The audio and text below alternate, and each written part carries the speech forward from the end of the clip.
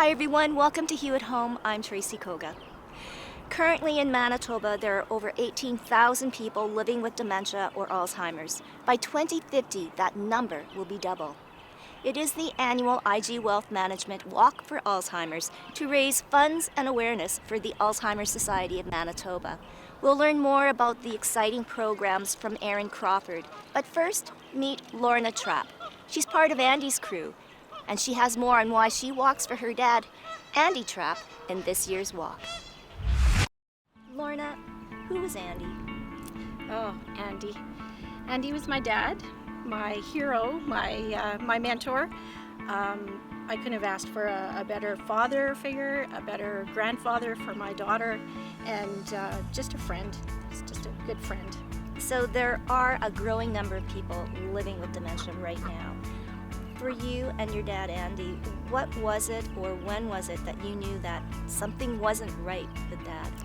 Yeah, Dad had always been a very communicative, very friendly, very outgoing person, and he just started to just not be himself. He started to not remember things, was feeling a little bit less confident in himself, and just, you could tell that something wasn't quite right with him. You could tell he was experiencing, the thoughts to himself, what's happening and why am I forgetting these things? So I think that was the very first signs we noticed, and we kind of didn't want to believe it at first. I don't think anybody does, but we, after a time we knew that something wasn't quite right, and we needed to look into it a little bit more. So your mom was the primary caregiver. I guess for her, how did she manage through all of this? Oh, my mom is an absolute rock. She, I don't know how she managed through all of this, to be perfectly honest. She was with my dad all the time. She accepted very little home care and, managed by herself. And she physically, emotionally, just mentally, she just pulled it all together, and she never let us feel like it was too much, like it was overwhelming her as much as we knew it was. And she just kept going with each stage. She just seemed to do something different and make him comfortable and just try and make him happy and keep him at peace. Oh, well, and we have to give a real big shout out to all of the caregivers because they're so important. And we are talking about Alzheimer's and the Walk for Alzheimer's here. That's going to be here in Assiniboine Park. You brought together Andy's crew last year. You're doing it again. Emotions must be so high on that day. They are. Yeah. It's a sad time. It's recognizing and realizing he's no longer here. We lost him in 2021, so it wasn't that long ago. And but it's also a really good day. My dad loved to be outside. He grew up in the country, being out in nature, walking. I think it's the perfect way to remember him, honor him, and just bring it all back to his memory and what he did for all of us, and what the others at the walk are going through too. I think everybody there is probably impacted in some way with Alzheimer's or dementia, and I think it's really just that community of people that I found last year. It just warmed my heart to know we're all there together, and it was feeling the energy of the team and the IG Wealth, and it was amazing. It was amazing, and I hope I can give that energy back to somebody. Oh, I'm sure you can. And we need to talk too about the Alzheimer Society and how they played an important part in your life. They did, definitely. When Dad started to lose his memory and the thoughts were not quite as clear, I reached out to the Alzheimer Society because I didn't know what was happening. You hear dementia, you hear Alzheimer's. I'm not sure I still know what the difference between the two is, but I knew it wasn't good. And they were so helpful. The first lady I connected with on the phone, she was just a gem. And she just put my mind at ease that they had, programs and information for us, and she really directed me in the right place. And she called me from time to time. She would I'd get a random phone call and say, this is me. She would check in with me and just ask how my mom was, how dad was. And those programs are just so important. I signed up for some sessions and they were so helpful. I think it was called, I think the sessions were called Living with Dementia. And it was a series. It was a series of, you'd go every 3 to 4 weeks, and they brought in professionals, and there was doctors, there was lawyers, there was, they showed us how to panel for nursing homes, which these are all things you don't know what to do or when to do them, and just that wealth of information, it was so important. So I'm wondering, once you made that connection, Lorna, did it make communicating with your dad a bit easier? It did. When you learned more about... Yeah, I was really, especially as he was starting to not remember who we were, that was a really hard turning point. It's, when you walk in and he doesn't quite know your name or who you are and why you're there, you really have to shift your thinking as to who am I now and how do I want to proceed to communicate. So I wanted to keep that door open, and it really did help me to know just how to kind of move with the stages as he was moving through them, and just to accept them. That is it, right? That says it all. Because on the outside they look perfectly healthy and normal, but on the inside, it's a different story. Absolutely. And your family, obviously. You're going through this, your mom's going through this, obviously your dad is too, but there's the family too as well. I guess, what lessons or what things did you learn about each other going through this experience? Yeah, I think it was just how we all had to pull together. We all had to be strong. We all had to do what we could do to help Mom and to help Dad and to really make him feel comfortable. You could see as he was starting to, his memory was starting to compromise, the fear. You could see the fear and the anguish that he was feeling, and just to try and make him feel more comfortable through that, and just to know that we're still there. It doesn't matter whether you know who we are or not, whether you know my name, I'm still there and I'm still gonna be supportive. And the whole family did really just pull together, and we just became a stronger unit, I think. Oh, beautiful. So if there's anything, words of wisdom or words of encouragement for people out there that are in your shoes right now. Yeah, it's hard. It's a hard road.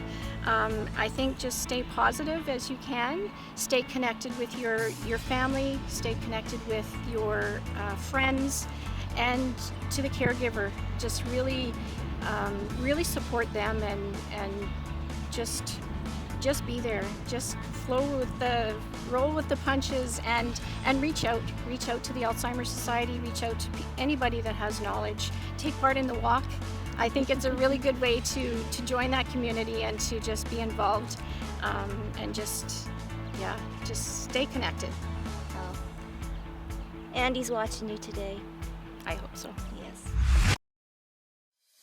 The IG Wealth Management Walk for Alzheimer's returns Saturday, May 27th to Assiniboine Park. Walk as a team. Team Tomaszewski! Walk as a family. Walk for someone you love. I'm walking my dear sweet friend Ollie. When you walk for Alzheimer's, you're helping to raise money that supports the important work of the Alzheimer Society. So come on, walk with us in May, and let's join together as a community to support families living with dementia.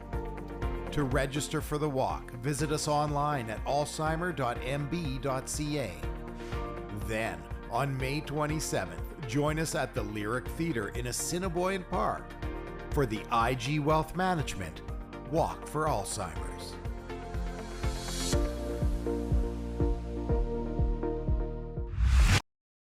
Welcome back to Hue at Home. I'm with Erin Crawford, and she will be the newly appointed CEO for the Alzheimer Society as of June 1st. So first and foremost, congratulations, Thank you Erin. so much. Okay, so talking about programs now, you are the program director.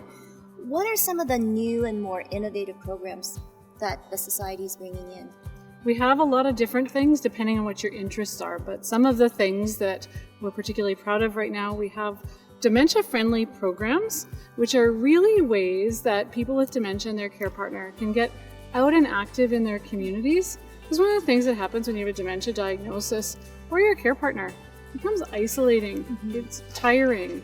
So often people retreat and they don't participate in activities that they once would have, things that keep them healthy and active. But if you have programs designed specifically for people with dementia and their partners, they know that that's a safe space. They know that that's somewhere they can go. It's going to be all right. They're going to enjoy themselves and have a good time. So that's something that we're really excited about. And we have partnerships with a lot of different organizations in the city. So depending what your interests are, we probably have something for you.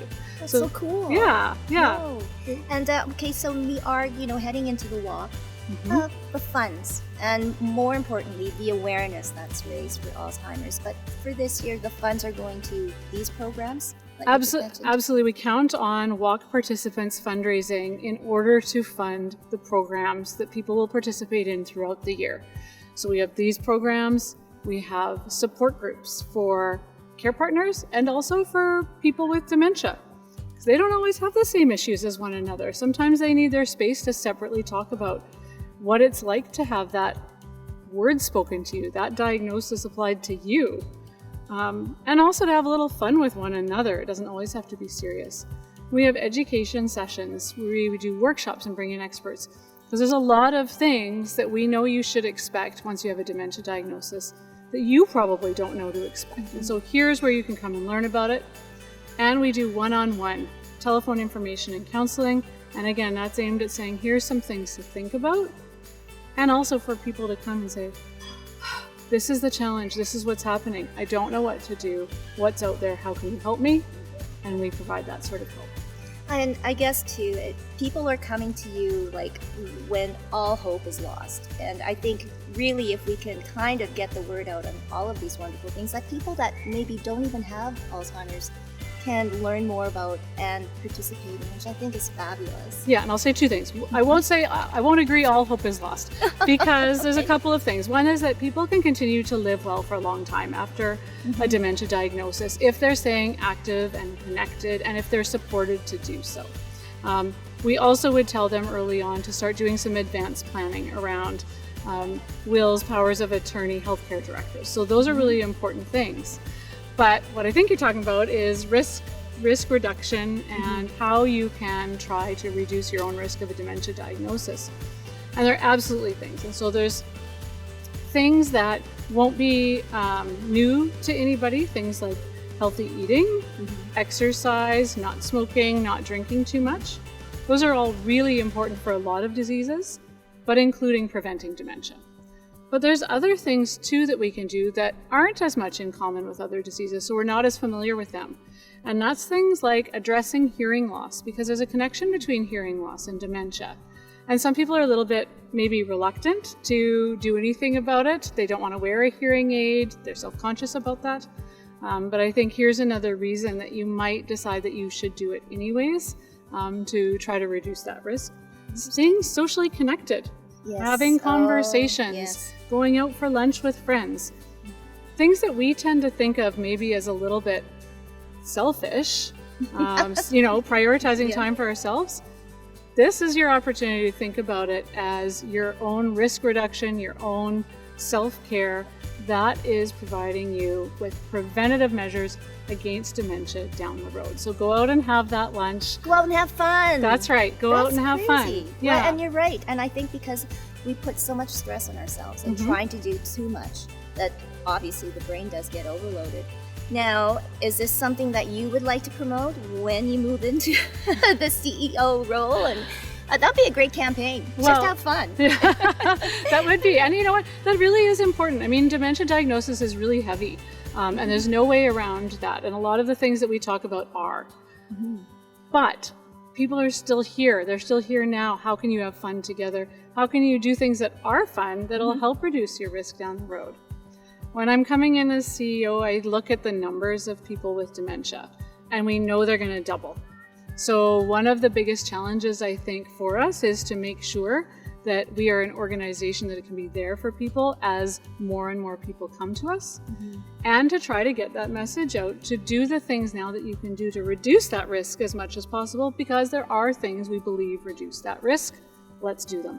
Oh, I agree with you. And walking too. I mean, it's a beautiful day to be doing that. Walking, anything, right? It's a gorgeous day. Get out, move your body, connect with some friends, do a crossword puzzle. All of it is really, really actually helping you to live a better life longer. And for you personally, what does this new job, mean to you? You know, I can't say enough about the people that we serve that I get to meet through this role who are giving it their all in really tough circumstances. They just are. And so to have the opportunity to lead a team that is supporting them, I couldn't be luckier. You know, I can't imagine a more meaningful job, a more meaningful way to spend my days in my life. Oh, well, congratulations, Erin. I know the walk will be successful. It's right here at Assiniboine Park. And you know what? Just get out. Have fun, like Erin says, for a healthy mind and healthy body.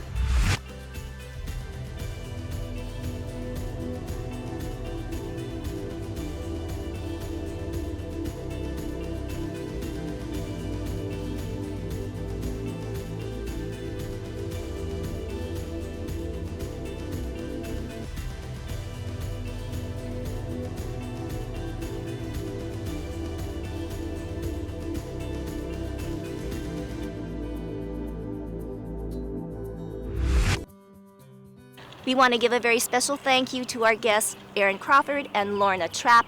And for more information on Alzheimer's, you can go to the website below. We'll see you next time, right here on Hue at Home.